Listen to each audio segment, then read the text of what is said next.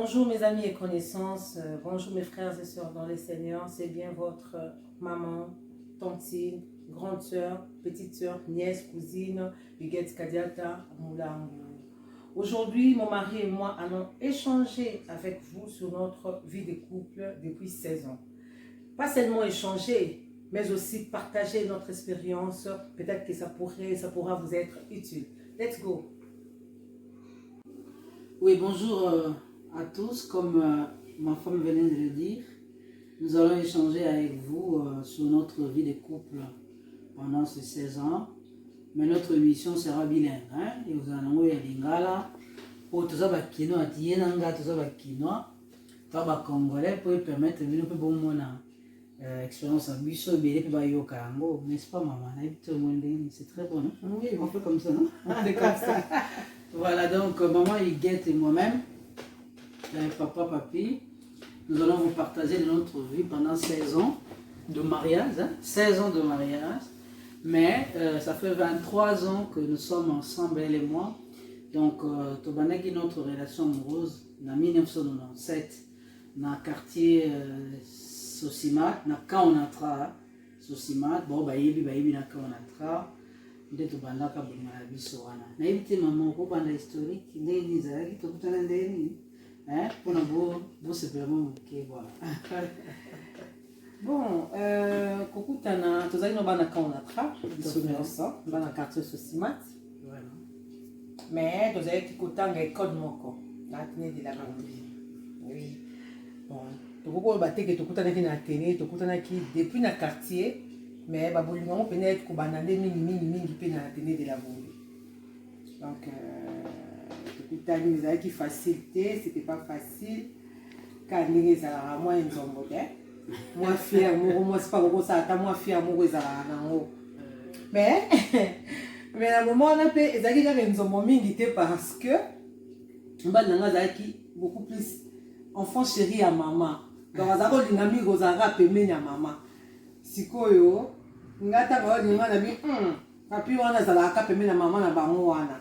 Donc c'était un peu compliqué, mais finalement papi ne m'a expliqué bien pour nous robota. Oui, au fait nenga lobi nazaki enfant chez maman. Maman la biso à l'époque azaki koteka liboso na biso na et vendait des beignets. Alors maman azaki kozala mingi na nganga na lingaki mingi. Quand je me rappelle, on a travaillé sur le manga et papi Mingante, voilà. Voilà vraiment la raison pour laquelle on a papi Mingante. Comme j'étais tout le temps avec elle, maman, alors Batu Mingante, mais sinon, Nandai Bolingé en 1995, pour votre information, tout ce qui est dans la Atene de la Gombe. Je crois en 4e à l'époque, hein, je me rappelle, il y a tout ramène en 2e. Alors, et Simbaka na mote, naïbi mon commissaire soit commis, on a zéro qui est par l'entremise à battre. Mais au moins, on a battu un peu qui a passé un peu de daddy en passant, à la carte, voilà. Un ami, au Kénémobet, comme à bête, comme à daddy, on passe au bête, comme pour l'indécoller, Moussou qui s'appelle aussi papi. Donc, c'est vraiment facile. Papi, oui. Alors, deux fois, on a comme un camarade moi aussi que je salue. Et puis, on a comme un Ibango, Basso, on a comme ça, c'est moi, c'est vrai, tout ça, on a une lettre. On a une lettre, ça y est, comment quand c'est arrivé. Et puis, bon, attends, alors, à ce moment-là, on a essayé, il m'avait répondu méchamment. Et donc, voilà quoi. Mais bon, on a toujours persévérant. C'est après 2 ans, on a 97. Na Atene de la Gombe, on nommé commandant général de l'école. En fait, bidel général, il y a élu, il y a élection avec chef de classe. Alors, tellement il y a trop, trop. La classe, il y a au banga, qui est commandant à punir, vous voyez quoi. Alors, comme tu as écarté mon corps, un jour, je suis venu rendre visite à une amie à elle, qui était aussi la copine de mon frère. Ndé na moni, il y a na bango.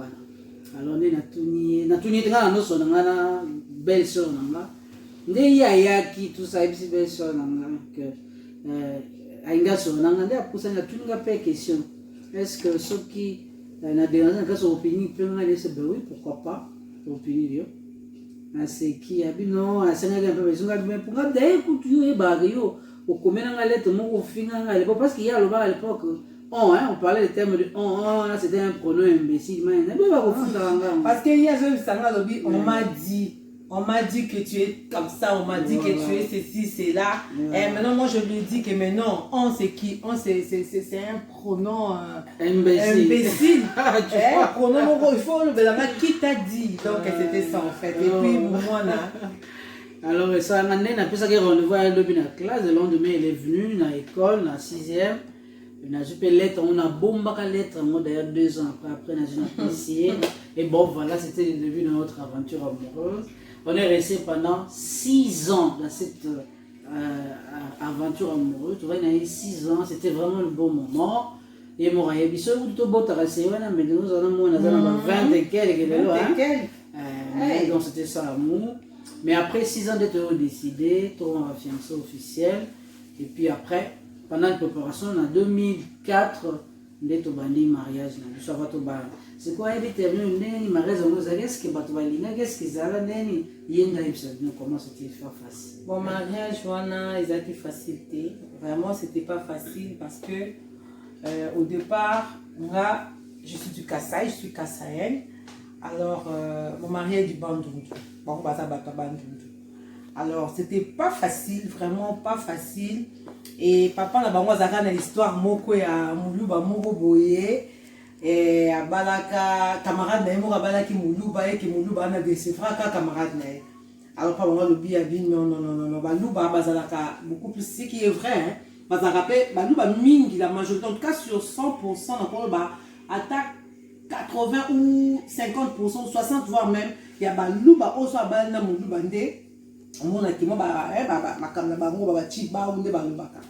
alors papa va me dire non tout mais mon bal nanga à linga kinga et à la kinga vraiment parce que tout ça là nous 7 ans avant to comment à niveau là alors c'est papa va me dire non on va faut na balaye et c'était pas facile je me rappelle ma tata moi c'est la vidéo papa venu ma tata moi si il faut moi na bino alingi te alingi kaka bala yuketi wana finalement tata moi ça lobi ayeko tunanga pembeni ma fille est-ce que ozana zemi donc pour na bango ndenge papa pesa ko bakino il faut balanga donc pour na bango peut-être que nazaki na zemi et finalement bah qui kozwa décision que to balana mais le dernier jour avant kutu nanu makamango ko bien papa bango habite mais le ko la makambo bo ezana nous et ça nous bien tes photos qui ne officialisé à moi siko donc papa bango ba yé curieusement ba comme sur place donc on va qui bon to